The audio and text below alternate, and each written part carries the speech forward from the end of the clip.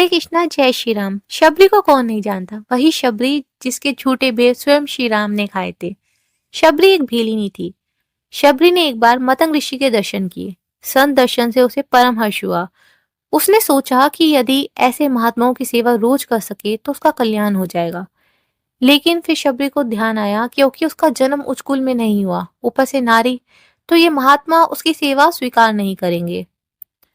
शबरी सोचकर दुखी हो गई।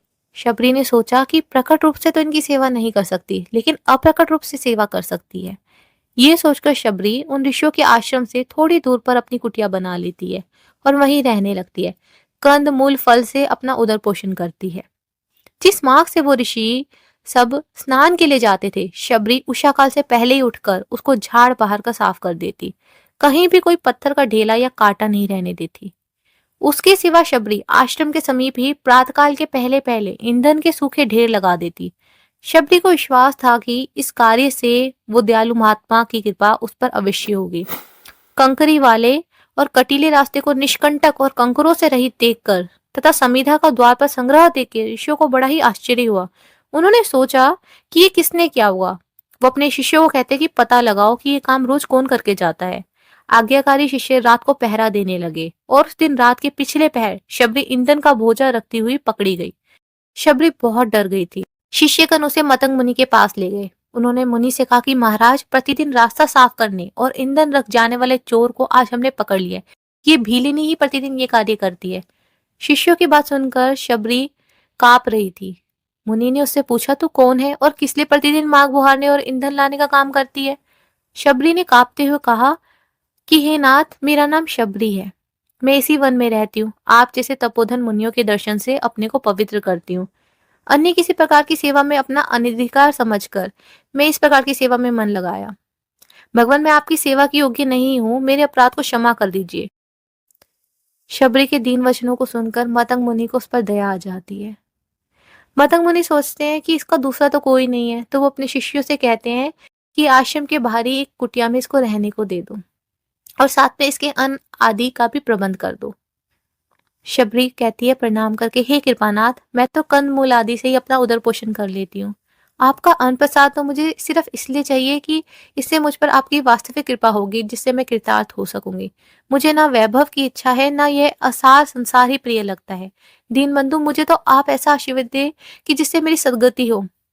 श्रद्धालु शबरी के ऐसे वचन सुनकर मतंग मुनि कुछ देर सोचने लगते हैं और प्रेम पूर्वक उससे कहते हैं, हे बद्रे, तू निर्भय होकर यहाँ रह, भगवान के नाम का जाप किया कर। ऋषि की कृपा से शबरी जटा चीरधारिणी होकर भगवत भजन में निरत हो आश्रम में रहने लगी। लेकिन ये बात वहां रहने वाले दूसरे ऋषि मुनियों को अच्छी नहीं लगी। उन्होंने मतंग मुनि से कहा कि आपने शबरी को आश्रम में क्यों रहने दिया? ये तो उच्च जाति में भी जन्म नहीं लिया इसने। आपके साथ भोजन करना तो दूर, आपसे बात भी नहीं करेंगे। भक्ति तत्व के मर्मज्ञ मतंग ने इस शब्दों पर कोई भी ध्यान नहीं दिया। वे इस बात को जानते थे कि ये सब भ्रम में है। शबरी के स्वरूप को इन्होंने जाना ही नहीं। शबरी सिर्फ कोई साधारण स्त्री नहीं है। ऐसा कौन बुद्धिमान है जो भगवत परायण भक्त का आदर ना करता हो? जिस शबरी के हृदय में राम का रमण होने लगा था, उससे ऋषि मतंग कैसे दूर रह सकते थे? उन्होंने इस अवहेलना का कुछ भी विचार नहीं किया और शबरी की भक्ति बढ़ाते रहे। भगवत गुण स्मरण और गान करते करते बहुत समय बीत गया। मतंग ऋषि ने अब सोचा शरीर छोड़ने का समय आ गया है। ये जानकर ऋषियों को बड़ा दुख हुआ। शबरी को भी बहुत दुख हुआ। वो रोने लगी। गुरुदेव का परम धाम में पधारना उसे सहा नहीं जा रहा था। बोली, आप अकेले मत जाओ, मैं भी साथ चलूंगी। शबरी को इतना दुखी देख के मतंग ऋषि कहते हैं कि हे सुवृते, तू दुखी मत हो। भगवान श्री राम इस समय चित्रकूट में ही है। वे अवश्य यहाँ आएंगे। तब तू उन्हें अपने नेत्रों से देख सकेगी। वो साक्षात नारायण है। उनके दर्शन से तेरा कल्याण हो जाएगा। वे भगवत्सल भगवान जब तेरे आश्रम पे आए तो भली भांति उनका आतिथ्य करियो, उनकी सेवा करियो। तब तक तो श्री राम नाम का जाप करते हुए यहाँ निवास कर। इस प्रकार शबरी को आश्वासन देके मुनि दिव्य लोक को चले गए। इधर शबरी ने श्री राम नाम में ऐसा मन लगाया कि उसे दूसरी किसी बात का पता ही नहीं लगता था, कोई ध्यान नहीं था। शबरी कंद मूल फल खाती और अपना जीवन निर्वाह करती और भगवान श्री राम के आने का इंतजार करती। जैसे जैसे दिन बीतते वैसे वैसे शबरी की राम दर्शन की लालसा और बढ़ती जाती। जरा सा शब्द सुनते ही दौड़कर बाहर जाती। हर वृक्ष, हर लता, पत्र, पुष्प, फलों से, पशु पक्षियों से पूछती कि श्री राम कितनी दूर है, कब पहुंचेंगे। प्रातःकाल कहती कि भगवान आ जाएंगे। संध्या हो जाती, कहती भगवान कल आएंगे, सुबह आएंगे।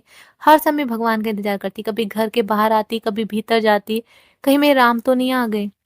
कभी सोचती कि कहीं उनके पैरों में चोट ना लग जाए, इस चिंतन से बार बार रास्ता साफ करती और कांटे कंकर वहां बुहार देती, उन्हें साफ कर देती। घर में नित्य गोबर से लीप पोत कर उसे साफ करती।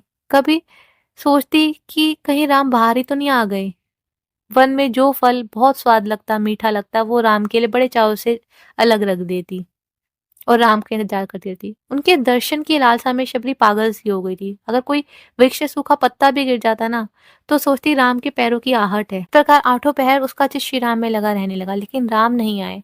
लेकिन एक दिन मुनि बालकों ने कहा, शबरी तेरे राम आ रहे हैं।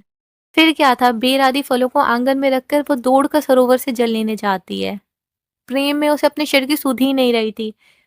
एक ऋषि स्नान करके आ रहे थे और शबरी ने उन्हें नहीं देखा, गलती से उनका स्पर्श हो गया।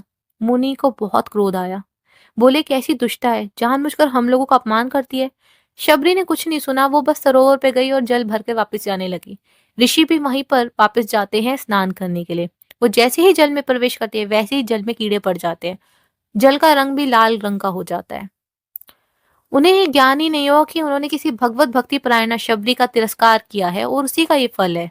इधर जल लेके शबरी पहुंच भी नहीं पाई थी कि उसे दूर से भगवान श्री राम, मेरी शबरी कहाँ है, मेरी शबरी कहाँ है, पूछते हुए दिखाई देते हैं। मुनियों को ये निश्चय था कि राम आएंगे और आकर उनसे मिलेंगे। उन्हें अपने तपोबल पर बहुत अभिमान था, लेकिन राम तो शबरी के बारे में पूछ रहे हैं। जब वो शबरी की झोपड़ी का पता पूछने लगे, तो शबरी देखती है और उनको लेने जाती है। आज शबरी के आनंद की कोई सीमा नहीं थी। शबरी नाचने लगती है खुशी से। बस नाची जाती, उसे अपने शरीर की कोई सुध ही नहीं थी। इधर शबरी को नाचते हुए देख के, आनंद में मग्न देख के भगवान राम मुस्कुराते हुए लक्ष्मण जी की तरफ देखते हैं। लक्ष्मण जी हंसते हुए गंभीर स्वर से शबरी से कहते हैं, क्या तू नाचती रहेगी? देख कितनी देर से राम खड़े हैं, इनको बैठने को नहीं कहेगी, इनका आतिथ्य नहीं करेगी। तब श्री राम शबरी से कहते हैं कि तुम्हारे साधन के जितने भी विघ्न हैं, उन पर तुमने विजय पा ली ना, तुम्हारा तप तो बढ़ रहा है, क्रोध और आहार का संयम तो किया है, तुम्हारे जितने भी नियम है वो तो अच्छे से पालन हो रहे हैं, मन में शांति तो है ना, गुरु सेवा सफल हो गई। शबरी कहती है कि हे भगवान, सिद्धा सिद्ध सम्मता तापसी, ये सब कह के मुझे लज्जित मत कीजिए। मैंने तो बस आज आपके दर्शन से ही जन्म सफल कर लिया है। आज आपके दर्शन से मेरे सभी तप सिद्ध हो गए हैं, मेरा जन्म सफल हो गया है।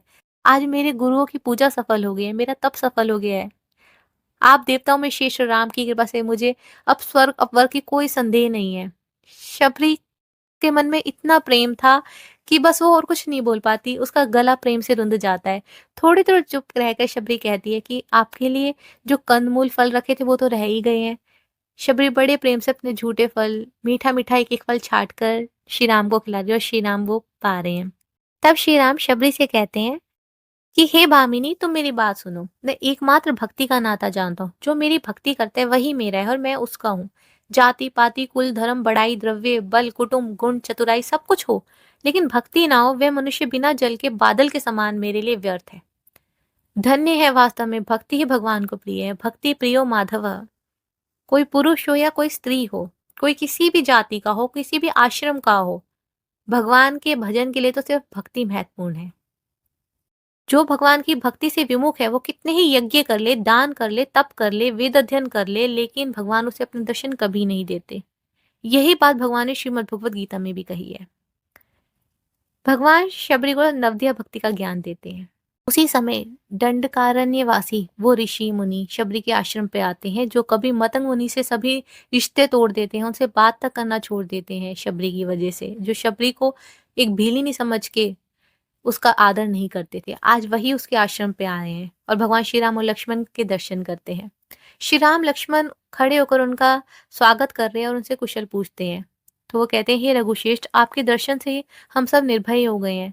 हम बड़े अपराधी हैं, जो इस भक्तिमती शबरी के कारण हमने मतंग जैसे महानुभाव का तिरस्कार किया। योगी राजों के लिए भी जो परम दुर्लभ है, ऐसे आप साक्षात नारायण जिसके घर पर स्वयं पधारे, यही भक्तिमती शबरी सर्वथा धन्य है। हमने बड़ी भूल की। इस प्रकार सभी ऋषि मुनियों को पश्चाताप हो रहा था और भगवान से विनय करने लगे। उनके जो ज्ञान पे अभिमान था, वो आंखें खुल गईं। ऋषि मुनियों को पश्चाताप करते देख लक्ष्मण जी कहते हैं, आप सभी धन्य हैं, सांसारिक विषयों को छोड़कर, सुखों को छोड़कर वन में निवास करते हैं। आपके प्रभाव से ही तो ये जगत धर्म को धारण किए हुए है।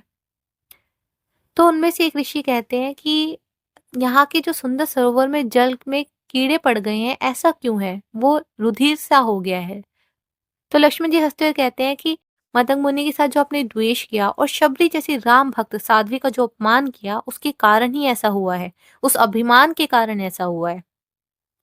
इसका सिर्फ एक ही उपाय है कि शबरी एक बार फिर से उस जल का स्पर्श करे। भगवान की आज्ञा से शबरी जलाशय में प्रवेश करती है तो जल पहले जैसा फिर से निर्मल हो जाता है। यही है भक्तों की महिमा। भगवान ने प्रसन्न होकर शबरी से कहा कि तू वर मांग। शबरी कहती है कि मुझे आपके साक्षात दर्शन हो गए, यही सबसे बड़ा अनुग्रह है आपका। फिर भी अगर आप कुछ वर देना चाहते हैं तो मेरी भक्ति सदा बनी रहे, ऐसा वर दीजिए। भगवान हंसते हुए कहते हैं तथास्तु। शबरी तब भगवान से देह परित्याग करने की आज्ञा लेती है और तब देह त्याग के वो श्री राम के परम धाम पहुंच जाती है। जय जय श्री राधे।